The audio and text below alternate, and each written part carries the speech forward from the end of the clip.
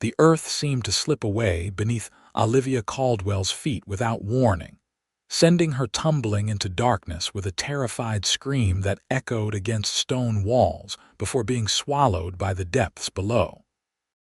One moment, she had been gathering wildflowers along the rugged terrain outside San Angelo, Texas, and the next nothing but air and the sickening sensation of falling. It was the spring of 1875, and at 22 years old, Olivia had never known true fear until this moment. The impact came suddenly, a jarring collision with hard, packed earth that knocked the wind from her lungs and sent pain shooting through her left ankle. Dust billowed around her, filling her mouth and nostrils as she gasped for breath. When the cloud finally settled, she found herself at the bottom of what could only be one of the abandoned mine shafts that dotted the hills outside of town. "Hello," she called upward, her voice breaking. The opening above was a perfect circle of blue sky, impossibly far away. "Can anyone hear me?" Only silence answered. Olivia attempted to stand but collapsed with a cry when her ankle refused to bear weight. Fighting back tears, she assessed her surroundings. The shaft opened into a small chamber, with darkness stretching into tunnels beyond. The walls glistened with moisture, and the musty smell of earth and decay filled her nostrils. Olivia had been warned about these old mines. The San Angelo silver rush had petered out years before she arrived from Boston, leaving behind these dangerous reminders of failed dreams and abandoned hope. She'd been foolish to wander so far from the trail alone, but the wildflowers had been so enticing, drawing her farther and farther until a shower of loose dirt rained down from above, and Olivia shielded her eyes. "Hello down there." A man's voice echoed through the shaft. "Anyone alive?" Relief flooded through her. "Yes, I'm here, I'm alive, but I'm hurt." "Hold tight," the voice called back. "I'm coming down." Olivia watched as a rope descended, followed by the silhouette of a man carefully making his way down the shaft. His movements were deliberate and controlled, boots finding purchase against the earthen walls. When he finally reached the bottom, he turned to face her, removing his hat and revealing sun-bronzed features beneath a shock of sandy brown hair. "You're not alone down there," he said, his voice gentler now that he was closer. His eyes, blue as the Texas sky, assessed her with concern. "I'm Ethan Sullivan. I heard your scream while I was tracking some strays." "Olivia Caldwell," she replied, attempting dignity despite her disheveled state. "I've never been so glad to see another person in my life, Mr. Sullivan." He knelt beside her, setting down a lantern he'd brought. "Let's take a look at that ankle, Miss Caldwell." As Ethan carefully examined her injury, Olivia studied him. He wasn't like the cowboys who swaggered through San Angelo on Saturday nights, reeking of whiskey and trouble. There was something steadier about him, though his calloused hands and sun-weathered face told of a life spent outdoors. "It's not broken," he finally announced. "Sprained bad, though. Can't have you climbing out on your own." He glanced up at the distant circle of light. "I'll need to carry you." Olivia felt heat rush to her cheeks. "Surely there's another way, unless you'd prefer to spend the night down here with the rattlesnakes." "I'm afraid not." A hint of amusement softened his words. The mention of snakes decided her. "Very well, Mr. Sullivan." Ethan fashioned a makeshift harness from the rope he'd brought down, explaining that he would secure her to himself for the climb up. As he worked, his proximity sent an unexpected flutter through Olivia's chest, something she attributed to her ordeal rather than the brush of his hands as he tied knots around her waist. "I'm going to need you to trust me," he said, his face inches from hers as he tightened the final knot. "Hold onto my shoulders and don't look down." The ascent was slow and terrifying. Each time Ethan pulled them upward, Olivia feared the rope would snap or his strength would fail. Her body pressed against his, She could feel the steady rhythm of his heart contrasting with her own racing pulse. When they finally emerged into the fading daylight, Olivia nearly wept with relief. Ethan gently set her on solid ground before climbing out himself.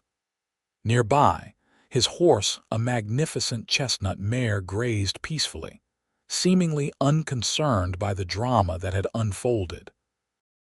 "My horse is gentle enough," Ethan said, untying the rope from around them. "She'll carry us both back to town." Olivia hesitated. "I was staying at the boarding house. Mrs. Whittaker will be worried. I know Mrs. Whittaker. We'll get word to her." He paused, studying her. "You're not from around here." "Boston," she confirmed. "I came west to teach at the school." She didn't add that she had also come to escape the suffocating expectations of her family, who had deemed her too independent-minded and opinionated for a proper Boston marriage.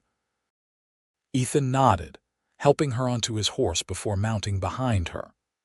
The intimate position his arms around her to hold the reins made Olivia acutely aware of his presence in a way that was both unsettling and oddly comforting. "The school's lucky to have you, Miss Caldwell," he said as they began the journey toward San Angelo. "Most Eastern ladies don't last long out here."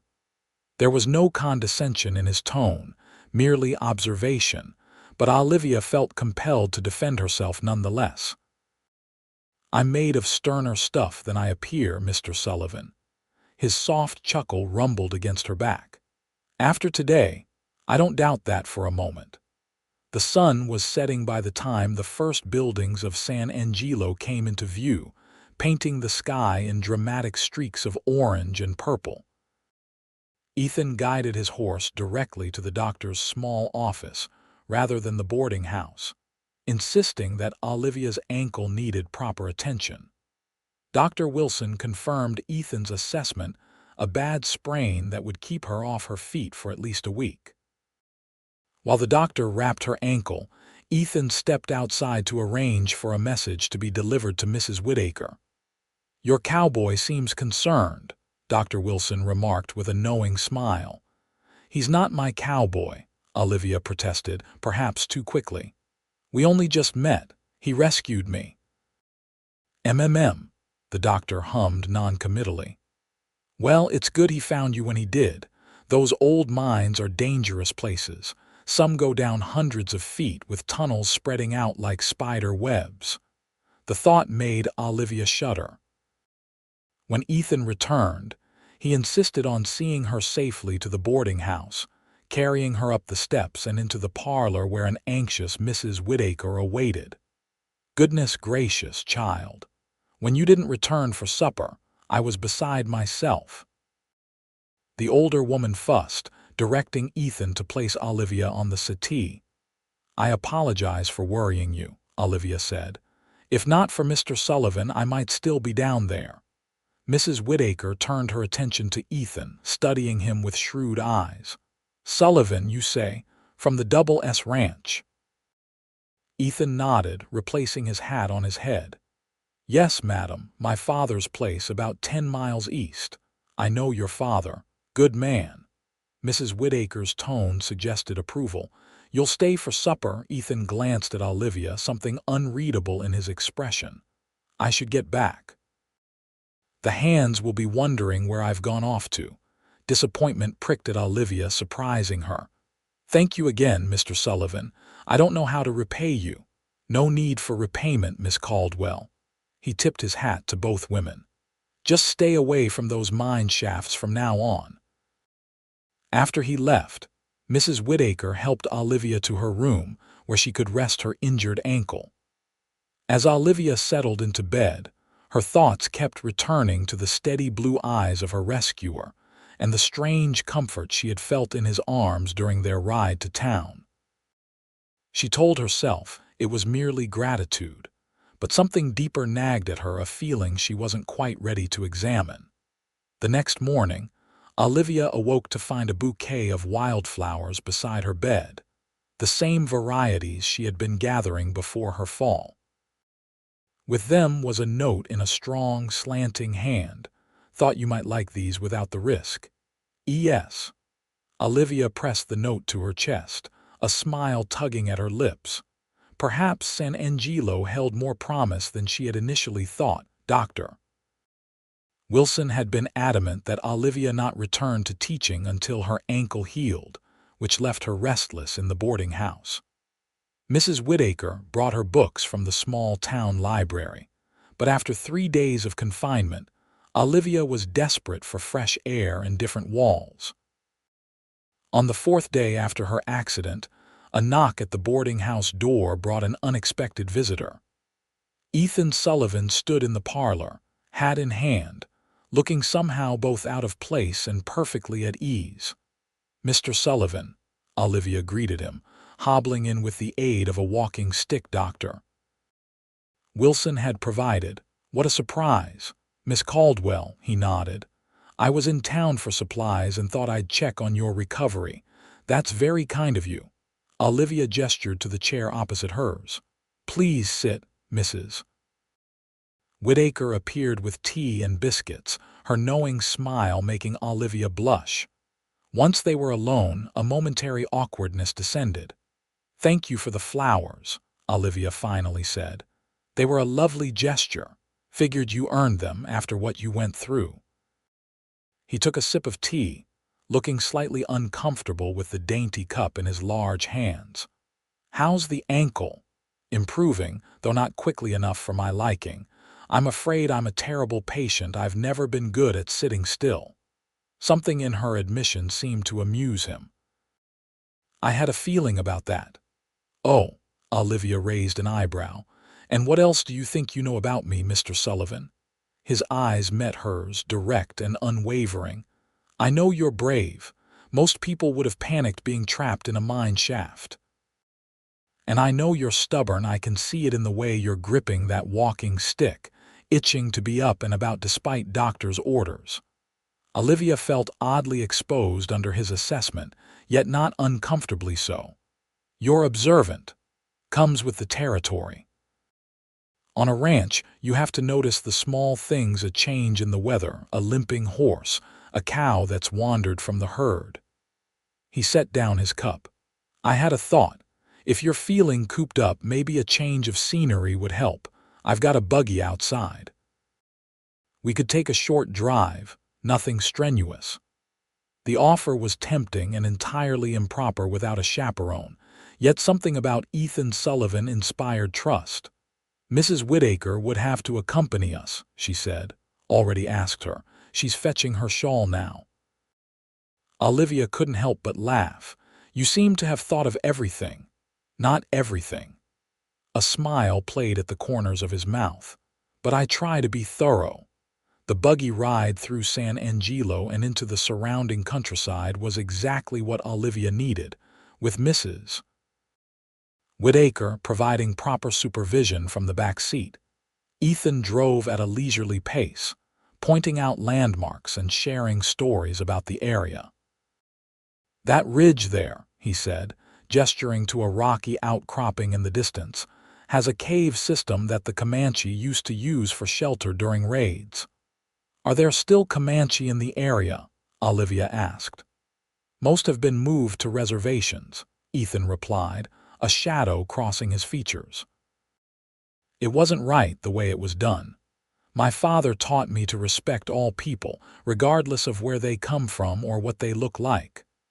Olivia studied his profile, intrigued by this glimpse of his values. "That's a progressive view for these parts." "Maybe," he shrugged. "Just seems like common sense to me." As they continued their drive, Ethan directed the buggy up a gentle slope that revealed a stunning vista of the surrounding landscape. The April sun bathed the rolling hills in golden light, and wildflowers dotted the terrain with splashes of blue, yellow, and red. "It's beautiful," Olivia breathed. "This is my favorite spot," Ethan admitted. "Sometimes I ride up here just to think." "What do you think about?" The question slipped out before Olivia could consider its personal nature. If Ethan was taken aback, he didn't show it. "The future of the ranch, mostly. My father's not getting any younger. He wants me to take over, make it my own someday. And is that what you want? He considered her question carefully. I love the land. I love working with the cattle and horses, but sometimes I wonder if there's more I should be doing with my life. Like what? Before he could answer, Mrs. Whittaker cleared her throat. The sun will be setting soon. We should start back if we want to reach town before dark. Ethan nodded, though Olivia thought she detected reluctance in his movements as he turned the buggy around. On the return journey, she found herself stealing glances at him, increasingly curious about the man behind the cowboy exterior. Back at the boarding house, Ethan helped Olivia down from the buggy with careful hands. I hope the outing wasn't too much for your ankle, he said. It was perfect, Olivia assured him. Thank you for rescuing me from my boredom. My pleasure. He hesitated, then added, I'll be in town again next Saturday for the Founders' Day celebration. Perhaps I'll see you there. Perhaps you will, Olivia replied, trying to sound casual despite the flutter in her chest. After Ethan departed, Mrs. Whittaker fixed Olivia with a knowing look. That young man is sweet on you. Nonsense, Olivia protested. He's simply being neighborly. Mrs. Whittaker's expression remained skeptical. I've known Ethan Sullivan since he was knee-high to a grasshopper. Never seen him take such an interest in anyone's welfare before. Olivia dismissed the landlady's comments, but as she prepared for bed that night, she found her thoughts returning to Ethan, the kindness in his eyes, the gentleness of his hands despite their strength, the thoughtfulness behind his invitation today. She told herself it was merely friendship developing, nothing more. After all, she hadn't come to Texas looking for romance. By the following week, Olivia's ankle had healed enough that she returned to teaching at the small schoolhouse on the edge of town. Her 20 students, ranging in age from 6 to 16, had been supervised by the minister's wife during her absence and greeted her return with varying degrees of enthusiasm. Miss Caldwell fell down a mine shaft. 6-year-old Mary Jenkins announced to the class, eyes wide with excitement. My pa says she's lucky she didn't break her neck. That's quite enough, Mary, Olivia said firmly, though she couldn't help but smile at the child's dramatic retelling. Now, let's see how much mathematics you've all remembered while I was away. Throughout the week, Olivia threw herself back into teaching, but thoughts of the upcoming Founders' Day celebration and seeing Ethan again kept intruding. She told herself she was being foolish. A handsome cowboy had shown her kindness. It didn't mean anything more than that. Saturday dawned clear and bright. The entire town of San Angelo turned out for the celebration, with bunting hanging from storefronts and tables set up in the town square for a community picnic. Olivia wore her best dress, a sky blue cotton with delicate lace trim that brought out the gold in her chestnut hair. She had pinned it up with special care, allowing a few curls to escape artfully around her face. You look lovely, Mrs. Whittaker commented as they walked toward the festivities. Certain cowboys won't know what hit them. Mrs. Whittaker, Olivia protested, though she couldn't help the blush that rose to her cheeks. The celebration was in full swing when they arrived. A band played lively tunes, children raced about with streamers, and the air was filled with the tantalizing sense of barbecued meat and fresh baked pies. Olivia greeted parents of her students and chatted with the other young women from town, all the while scanning the crowd for a familiar face. She was beginning to think Ethan might not come when a voice spoke near her ear. You're looking much steadier on your feet, Miss Caldwell. Olivia turned to find him standing closer than she expected, dressed in clean denims and a pressed shirt, his hat held respectfully in his hands. His hair, normally tousled by the wind, had been neatly combed, and she detected the faint scent of bay rum. Mr. Sullivan, she greeted him, suddenly feeling shy. Yes, Dr. Wilson says I've made a remarkable recovery. Good news indeed. His eyes held hers for a moment before he glanced toward the dancing area where couples were forming sets for a Virginia reel. I don't suppose your ankle is recovered enough for dancing. Olivia hesitated. Perhaps a slower dance would be safe. When the band struck up a waltz a short time later, Ethan led Olivia to the dancing area. His hand at her waist was respectful but firm, and though he had warned her that he wasn't much of a dancer, he moved with surprising grace. "Where did you learn to waltz, Mr. Sullivan?" Olivia asked as he guided her through a turn. "My mother insisted," he replied with a slight smile. "Said no son of hers would grow up to be completely uncivilized, ranch or no ranch. She sounds like a remarkable woman." "She was," he said softly. "She passed 5 years ago." "I'm sorry," Olivia said, feeling a genuine pang of sympathy. "I lost my own mother when I was 16. It's a wound that never fully heals." Something shifted in Ethan's expression, a recognition, perhaps, of shared understanding. "No, it doesn't, but it gets easier to carry." They fell silent, the music filling the space between them as they moved together. Olivia was acutely aware of the impropriety of discussing such personal matters during a dance, yet it felt natural with Ethan in a way few conversations had before. "May I ask what brought you all the way from Boston to San Angelo?" Ethan asked as the waltz continued. "It's quite a journey for a young lady to make alone." "Adventure, I suppose," Olivia replied, though it wasn't the whole truth, "and the opportunity to be useful. There's a shortage of teachers out west." Ethan studied her face as if looking for something more. "Most women seeking adventure don't choose teaching in a dusty Texas town." "Perhaps I'm not most women," Olivia countered, meeting his gaze. "No," he agreed, his voice softening. "You certainly are not." The waltz ended too soon, and Ethan reluctantly released her. They spent the remainder of the afternoon in each other's company, joining in games and sharing food from the communal tables. As evening approached and lanterns were lit around the square, Ethan suggested they step away from the crowd for a moment. They walked to the edge of the celebration, where the sound of music and laughter became a pleasant backdrop rather than an overwhelming presence. The stars were beginning to appear in the darkening sky, brilliantly clear in a way Olivia had never experienced in Boston. "I've been meaning to show you something," Ethan said, reaching into his pocket. He withdrew a small object and held it out to her. "Found this while I was checking some of those old mines, making sure they were properly marked so no one else would fall in." Olivia took the object, a small, rough piece of silver ore shot through with veins of darker material. "It's beautiful," she said, turning it over in her palm. "Thought it might serve as a reminder.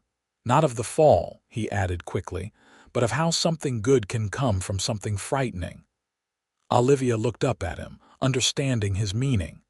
Like meeting you in the lantern light, she could see color rise to his cheeks. "If you want to see it that way." "I do," she said simply. Ethan took a step closer. "Miss Caldwell, Olivia, I know we haven't known each other long, but I find myself thinking about you more than I probably should." Olivia's heart quickened. "I've been thinking about you too, Ethan." He reached out slowly, giving her time to step away if she wished, and tucked a stray curl behind her ear. The simple touch sent warmth spreading through her. "Would it be too forward if I called on you properly? Sunday afternoons, perhaps?" he asked. "I would like that very much," Olivia replied, surprised by her own boldness. The moment stretched between them, filled with possibility. For an instant, Olivia thought he might kiss her, but instead, Ethan took her hand and pressed his lips gently to her knuckles, a gesture both respectful and intimate. "We should get back," he said, though he made no move to release her hand. "People will talk." "Let them," Olivia replied with a smile, though she knew they should indeed return to the celebration. As they walked back to the town square, Olivia clutched the piece of silver ore in her palm, a tangible reminder of how fate had intervened in her life. She had come to San Angelo seeking independence and purpose. She hadn't expected to find someone who made her heart feel so full. True to his word, Ethan began calling on Olivia every Sunday afternoon. Their courtship progressed with a proper decorum that satisfied even Mrs. Whitaker's stringent standards, though the landlady frequently commented on the way the young couple's eyes lingered on each other when they thought no one was watching.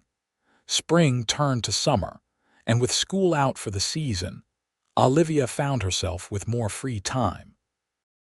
Ethan invited her to the Double S Ranch to meet his father, an invitation that signaled the seriousness of his intentions. Samuel Sullivan was a weathered version of his son's same blue eyes, same strong jaw, though his hair had gone silver with age. He welcomed Olivia with genuine warmth. "So you're the schoolteacher who fell down a mine shaft," he said, his eyes twinkling with the same humor she often saw in Ethan's. "My son hasn't stopped talking about you since that day." "Pa," Ethan protested, but his father waved him off. "No sense hiding it, boy. When a Sullivan man falls, he falls hard." Olivia enjoyed the easy banter between father and son, so different from the formal, often strained relationships she had observed in Boston society. Over dinner in the surprisingly comfortable ranch house, she learned that Samuel had built the Double S from nothing, arriving in Texas with little more than determination and a dream after the Civil War. "This land gets in your blood," Samuel told her as they sat on the wide porch after the meal, watching the sun set over the vast expanse of the ranch. "Ethan tried leaving once, went east for schooling, but he couldn't stay away." Olivia glanced at Ethan, surprised. "You went east for school?" Ethan nodded, looking slightly embarrassed. 2 years at a university in Pennsylvania, studied engineering." "He's being modest," Samuel said.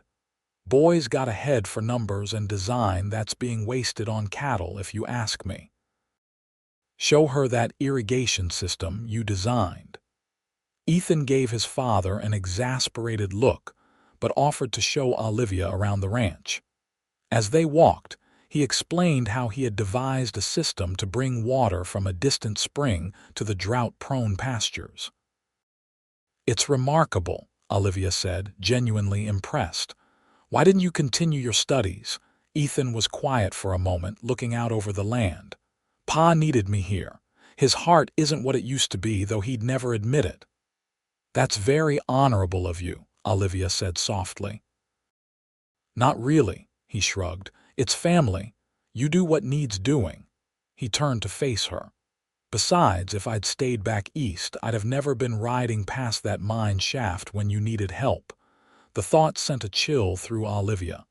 "I suppose everything happens for a reason." "I'm beginning to believe that," Ethan replied, his eyes conveying more than his words. As summer progressed, Olivia found herself falling deeper in love with Ethan Sullivan. Each Sunday brought new discoveries about him: his quiet intelligence, his dry humor, his unwavering integrity. They read books together, debated ideas, and shared dreams for the future. When he finally kissed her, on a warm August evening beneath a canopy of stars, Olivia felt as though her heart might burst from happiness. Yet as autumn approached, bringing with it the start of the new school term, a shadow fell across their courtship. Olivia received a letter from her father in Boston, informing her that her older sister had fallen ill with pneumonia. The letter hinted strongly that Olivia should return home to help care for her and, reading between the lines, to resume her proper place in Boston society. "Will you go?" Ethan asked when she shared the news, his voice carefully neutral despite the concern in his eyes. They were walking along the creek that ran through the edge of town, a favorite spot for their Sunday afternoon conversations. The leaves were just beginning to turn, hints of gold appearing among the green. "I don't know," Olivia admitted. "Caroline has always been delicate, and we were close once before." She stopped herself, reluctant to share the full story. "Before what?" Ethan prompted gently. Olivia sighed, sitting on a fallen log beside the water. "Before I refused the marriage my father had arranged for me. It was to be a business merger as much as a marriage, the Caldwell shipping interests joining with the Harrington banking fortune." Ethan sat beside her, his face troubled. "You never mentioned this before." "It's not something I'm proud of, running away rather than standing my ground. But father was so insistent and mother wasn't there to intervene." She trailed off, plucking a leaf from the log and shredding it absently. "Caroline took father's side. She said I was selfish for wanting more than a comfortable marriage to a respectable man." "Was he respectable, I mean?" Olivia laughed without humor. "Oh, certainly. Respectable, wealthy, and 25 years my senior, with 2 grown children from his first wife. He wanted an ornament for his home and more heirs for his fortune. What he didn't want was a wife with opinions of her own." Ethan was quiet for a long moment. "And now your father wants you to come home?" "Yes." Olivia looked up at him, conflict clear in her expression. "Caroline truly may need me. But I can't help feeling this is also father's attempt to bring me back to the fold, to remind me of my duty to the family." "What will you do?" he asked again. Olivia reached for his hand, intertwining their fingers. "I don't want to leave San Angelo. I don't want to leave you. But if Caroline truly needs me, then you have to go," Ethan finished for her. He squeezed her hand. "Family is family, even when they drive you half crazy. Would you wait for me?" The question escaped before she could stop it, revealing more of her heart than she had intended. Ethan's expression softened. "Olivia, I'd wait for you until the stars burned out if I had to." His words both comforted and alarmed her.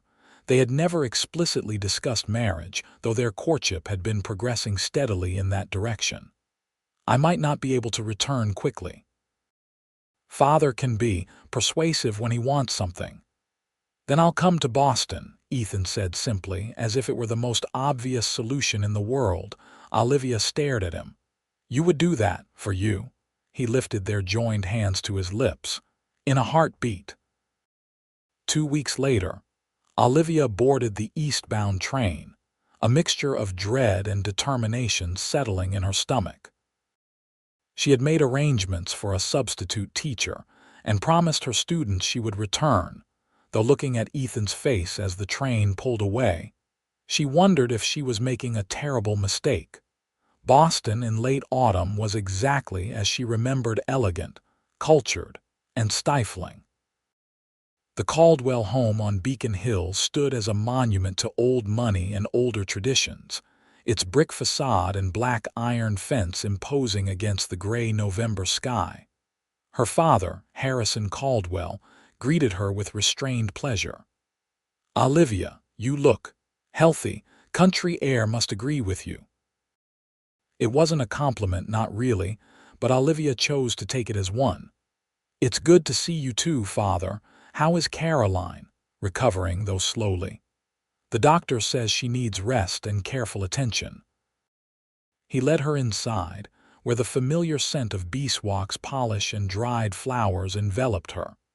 "Your room is as you left it. I trust you'll want to rest before dinner. We have guests this evening." Guests?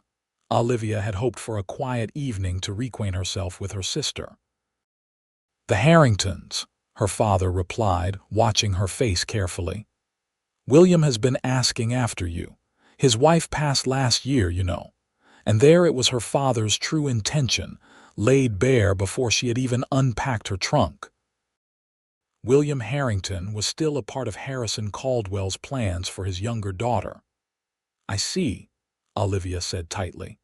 "I'm afraid I must decline dinner this evening, Father. The journey has been exhausting and I wish to spend time with Caroline." Her father's mouth tightened with displeasure, but he nodded curtly. "As you wish. But you cannot avoid society forever, Olivia. You've had your adventure. Now it's time to resume your proper place." Olivia bit back a sharp retort, reminding herself that she was here for Caroline, not to reignite old battles. "I'll go up to see her now." Caroline's bedroom was dim, heavy curtains drawn against the weak afternoon light. Her sister lay propped against pillows, her once vibrant face pale and thin, blonde hair limp around her shoulders. "Livy," Caroline's voice was reedy with weakness. "You came." Olivia rushed to the bedside, taking her sister's frail hand. "Of course I came. I'm so sorry you've been ill." Caroline managed a weak smile. "Father said you wouldn't come back, that you were too caught up in your new life playing schoolmistress." The words stung, but Olivia chose to focus on her sister's health rather than old grievances. "How are you feeling, truly? Better, now that you're here." Caroline squeezed her hand feebly. "Tell me about Texas. Is it as wild and barbaric as they say?" Over the next hour, Olivia shared carefully edited stories of San Angelo, her students, the town, the landscape. She avoided mentioning Ethan, unsure how to explain him to her traditional sister. "You love it there," Caroline observed, interrupting a story about the Founders' Day celebration. "I can see it in your face when you speak of it." "I do," Olivia admitted. "It's not what I expected when I left, but I've found purpose there. And friends," she added, thinking of Mrs. Whitaker and the other teachers. "And is that enough?" Caroline asked, a hint of their old sisterly frankness emerging. "To be useful far from family and everything familiar," Olivia hesitated. "It's more than that, I've found. Freedom there. Space to become the person I want to be, not just the daughter and sister I was born to be." "And love," Caroline pressed. "Have you found that too?" Olivia felt her cheeks warm. Perhaps Caroline's eyes widened. "You have? Oh, Livy, tell me everything. Is he handsome? Rich? What family is he from?" The barrage of questions was so typically Caroline that Olivia couldn't help but laugh. "His name is Ethan Sullivan. He's a cattle rancher. His family owns one of the largest spreads near San Angelo. And yes, he's very handsome, though that's hardly the most important thing about him." "A cowboy," Caroline looked scandalized. "Father will have apoplexy." "He's more than just a cowboy," Olivia defended. "He's intelligent, well-read. He even studied engineering back east for a time." "But still a cowboy," Caroline insisted. "Not exactly the match Father has in mind for you. Father had his chance to arrange my life. I'm making my own choices now." Olivia's voice was firm. Caroline studied her sister's face. "You really do love him, don't you?" "Yes," Olivia said simply. "I do." For a moment, Caroline looked wistful. Her own marriage to a much older Boston businessman had been arranged much as Olivia's was to have been. "I hope he makes you happy, Livy, truly." "He does." Olivia squeezed her sister's hand. "Now rest. We can talk more tomorrow." As the days passed, Caroline's health improved steadily. Olivia devoted her mornings to helping her sister regain her strength, reading to her and accompanying her on short walks when the weather permitted. Her afternoons and evenings, however, became a battlefield between her and her father. Harrison Caldwell was determined to reintegrate his wayward daughter into Boston society, parading her at dinner parties and social gatherings where she was inevitably seated near William Harrington or some other suitable bachelor.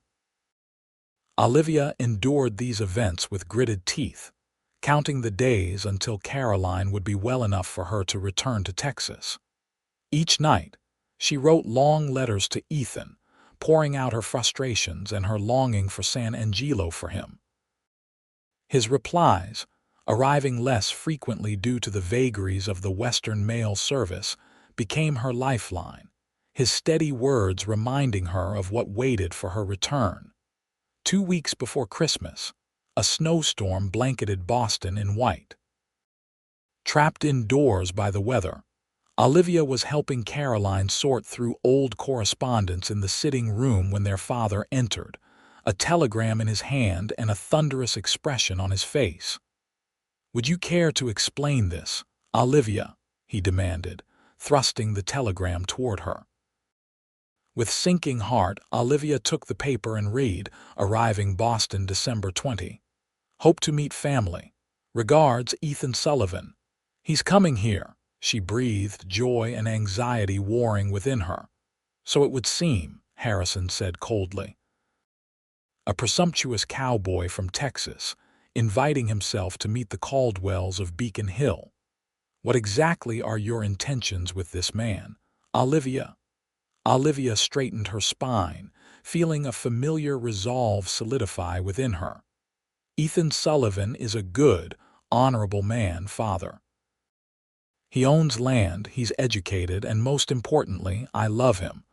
We have been courting with the full blessing of respectable people in San Angelo, and I had hoped—" She took a deep breath. "I had hoped you might at least meet him before passing judgment." "This is absurd," Harrison snapped.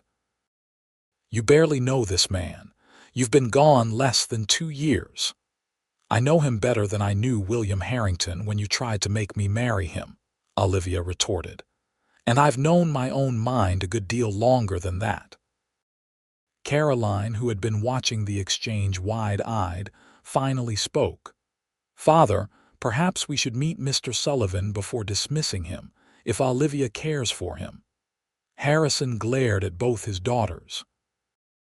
"I will not have my family associated with some uncouth Westerner with dirt under his fingernails." "You won't have a family at all if you continue like this," Olivia said quietly. "I didn't come back to resume the life you planned for me. I came back because Caroline needed me. Once she's well, I'm returning to Texas with or without your blessing." The words hung in the air, a declaration of independence that could not be retracted. Harrison's face flushed with anger, then drained to a dangerous pallor. "We will discuss this later," he said finally. Turning on his heel and leaving the room after he left, Caroline reached for Olivia's hand. "He'll come around, Livy. He has to." "No, he doesn't," Olivia replied, her voice steady despite the turmoil inside. "But it doesn't matter anymore. I know what I want, and it's not here." December 20th dawned clear and cold, the snow from previous days glittering in the winter sunlight. Olivia dressed with special care in a deep green gown that brought out the gold flecks in her brown eyes. Her hair arranged in an elegant coiffure that nodded to Boston fashion while maintaining a simpler style she had adopted in Texas.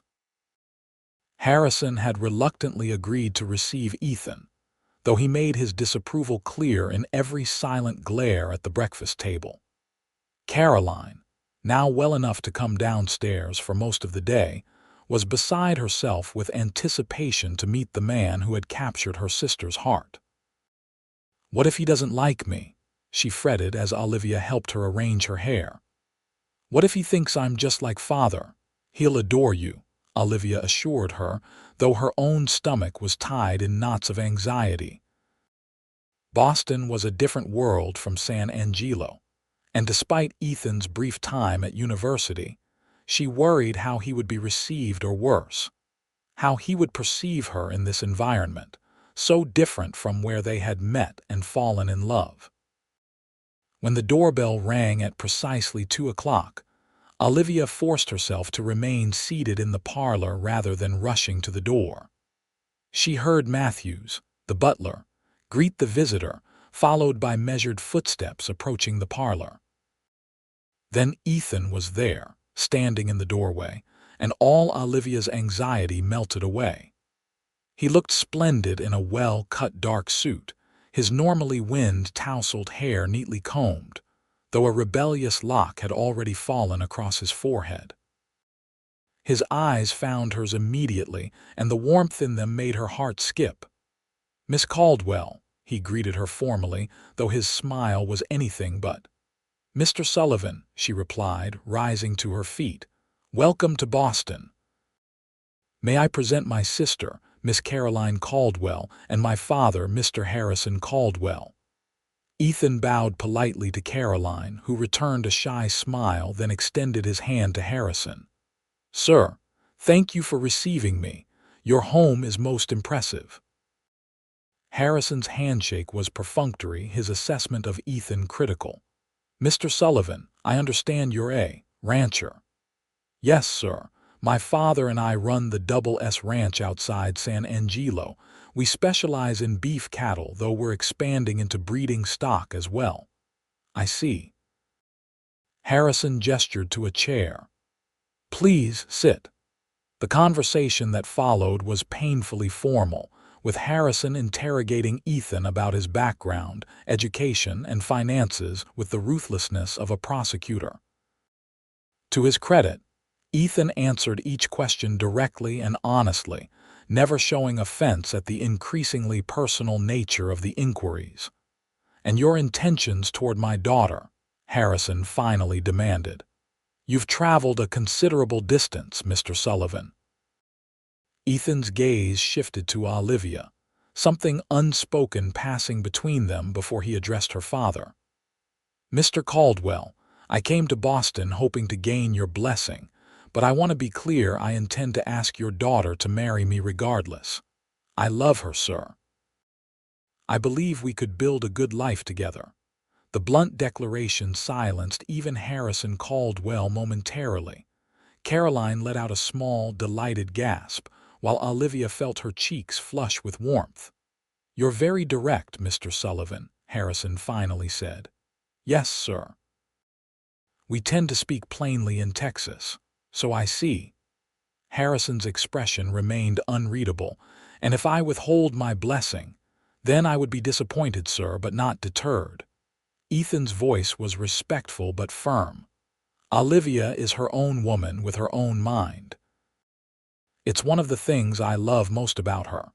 Something shifted in Harrison's face, not approval exactly, but perhaps a grudging respect. You'll stay for dinner, of course, he said, rising to indicate the interview was concluded. We can continue our discussion then. As her father and sister left the parlor to allow Olivia a few moments alone with her guest, Ethan finally allowed his formal demeanor to slip. I've missed you something fierce, he said, moving to take her hands in his. Letters aren't nearly enough. You're really here, Olivia whispered, still hardly believing it.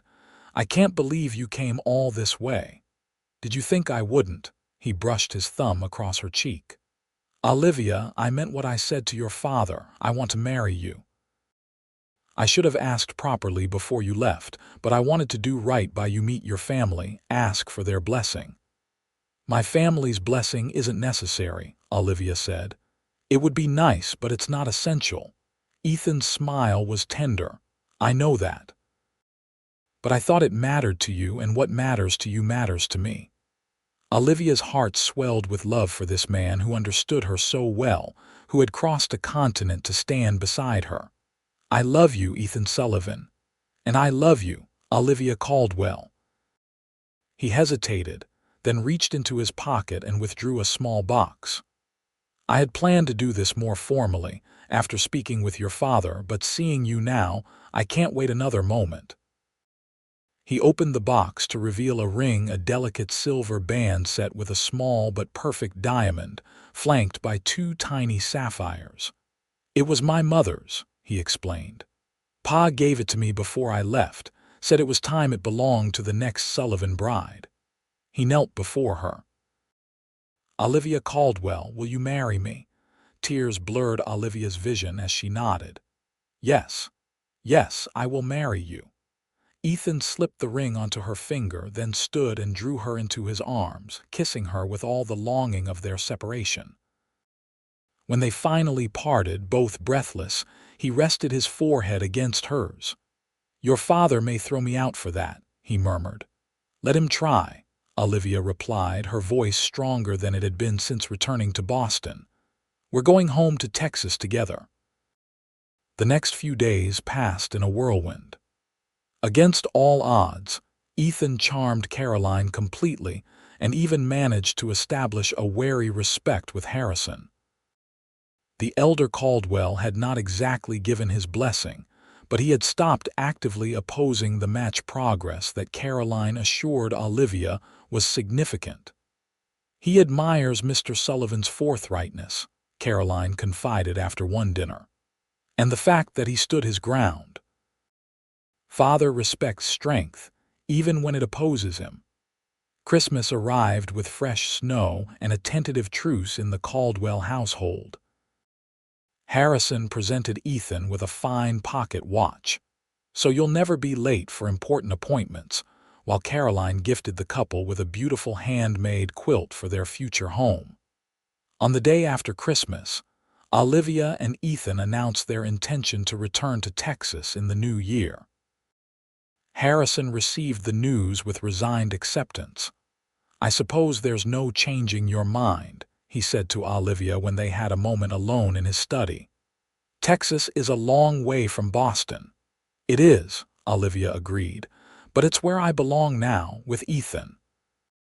Harrison studied his younger daughter, seeing perhaps for the first time the woman she had become rather than the girl she had been.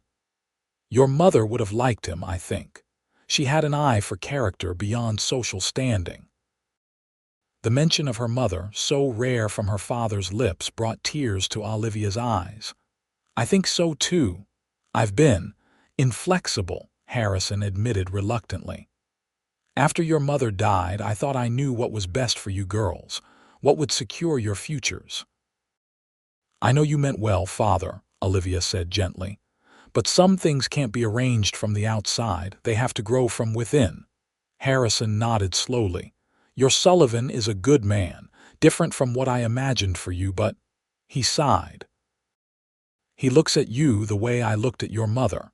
I can't argue with that, much as I might want to." It was as close to a blessing as Harrison Caldwell could manage, and Olivia accepted it gratefully, embracing her father with genuine warmth for the first time in years.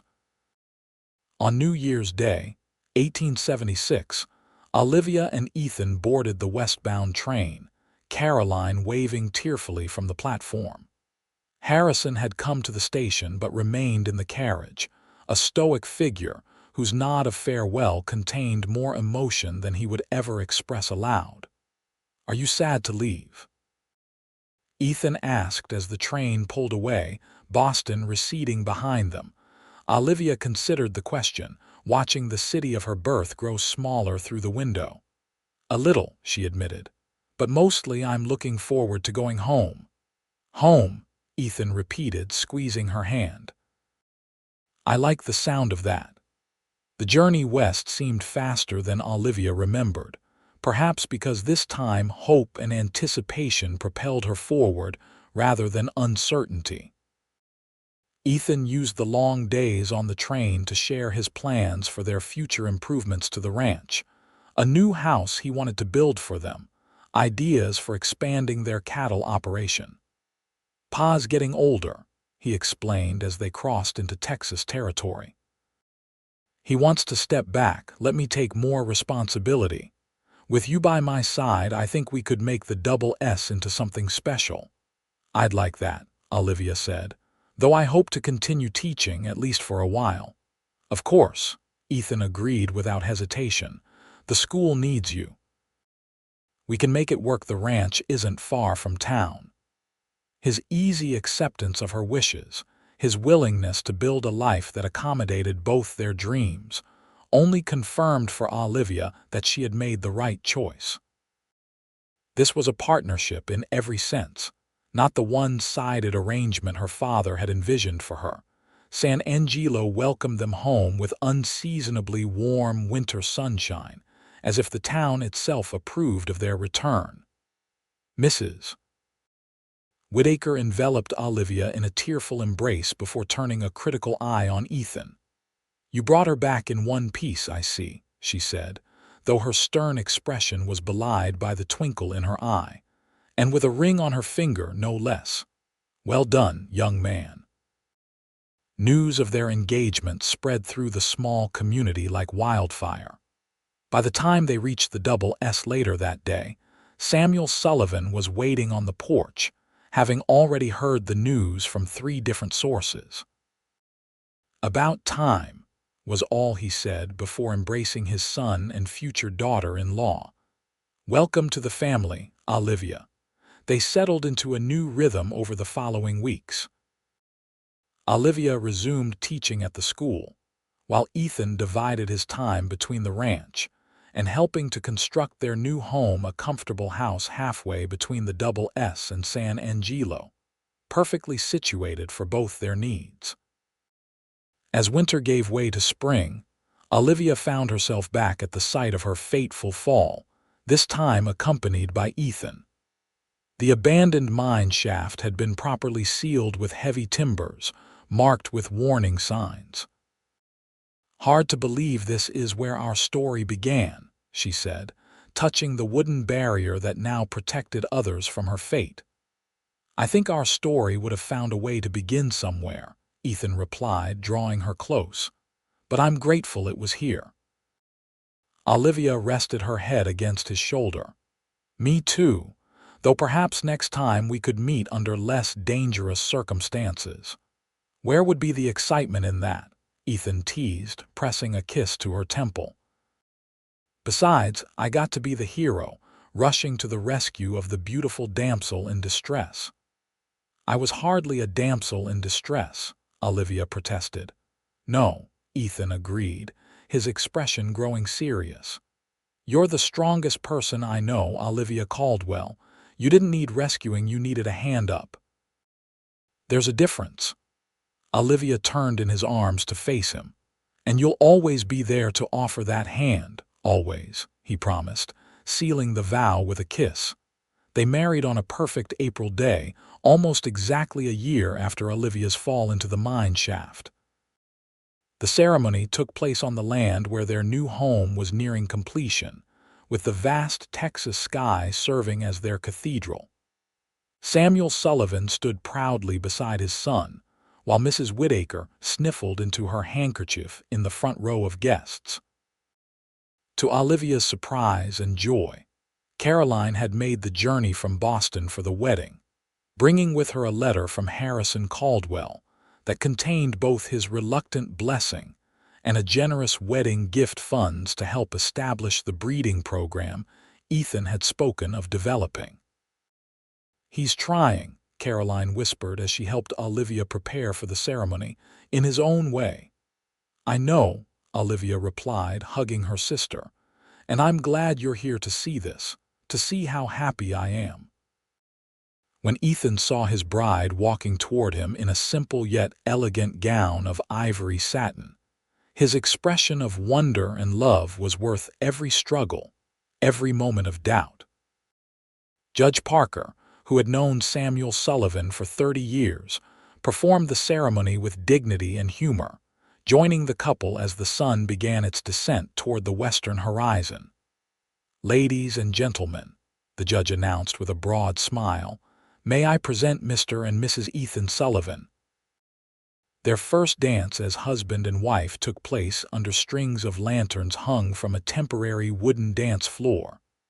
As Ethan waltzed her around the circle of light, Olivia felt a profound sense of rightness, of having found her true home not in a place, but in a person. "Happy," Ethan murmured against her ear. "Completely," Olivia answered without hesitation. "Are you?" Ethan's smile was all the answer she needed, but he gave her words as well. "More than I ever thought possible. You know, the day I heard your scream and found that mine shaft, I had no idea I was about to meet the woman who would change my life forever." "You're not alone down there," Olivia quoted his first words to her, her eyes shining with love. "You have no idea how much those words meant to me then or now." "I meant them then, and I mean them now," Ethan replied, drawing her closer. "Whatever life throws at us, Olivia Sullivan, will face it together. You're never alone again." As the stars emerged above them, and their friends and family celebrated around them. Olivia knew with absolute certainty that she had found the adventure, purpose, and love she had been seeking when she left Boston. What had begun with a frightening fall into darkness had led her to the brightest light of her life, a love as vast and enduring as the Texas sky above them. In the years that followed, the Sullivan Ranch prospered under Ethan and Olivia's joint stewardship. Their home became a center of community life, hosting gatherings, celebrations, and even informal classes when the schoolhouse became too small for special activities. Olivia continued teaching until the birth of their first child, a son they named Samuel Harrison after both grandfathers. 2 years later, a daughter joined the family, Caroline Rose, her arrival coinciding with Olivia's sister's visit to Texas. As the children grew, so did the legend of how their parents had met the Eastern school teacher who fell down a mine shaft and the cowboy who climbed down to rescue her. "Tell us again, Mama," little Caroline would beg at bedtime. "Tell us about falling into the darkness." And Olivia would smile at Ethan across their children's eager faces, remembering that moment when a handsome cowboy had climbed down into her darkness and promised she wasn't alone. It was a promise he had kept every day since, their love illuminating a life richer and more fulfilling than either could have imagined on that fateful spring day when fate and a treacherous mine shaft had brought them together. "Once upon a time," Olivia would begin, her voice soft with memory, "I was gathering wildflowers when the ground gave way beneath me." And in the telling and retelling, their story became part of the fabric of their family and the landscape of San Angelo, a testament to the unexpected ways love can find us, even in our darkest moments, if only we have the courage to reach out and take the hand extended toward us.